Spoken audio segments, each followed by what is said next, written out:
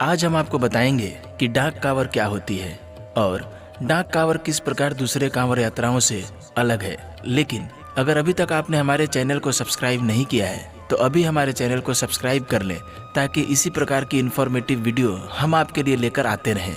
दोस्तों, सावन महीने में कांवर यात्रा शुरू हो जाती है।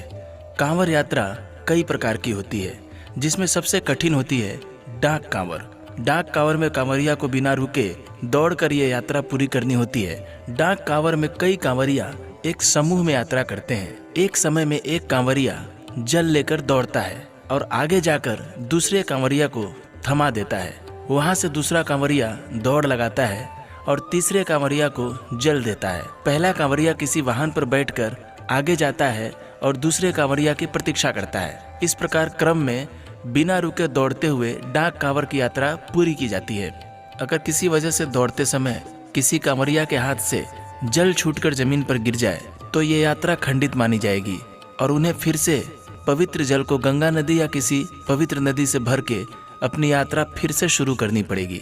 हालांकि इसकी संभावनाएं कमी होती है क्योंकि जो लोग भी डाक कांवर में भाग लेते हैं वो काफ़ी फिट होते हैं और उन्होंने दौड़ने की प्रैक्टिस काफ़ी दिनों से की होती है। एक डाक कांवरिया के लिए सबसे बड़ी मुश्किल होती है जब रास्ते में जाम लगा हुआ हो।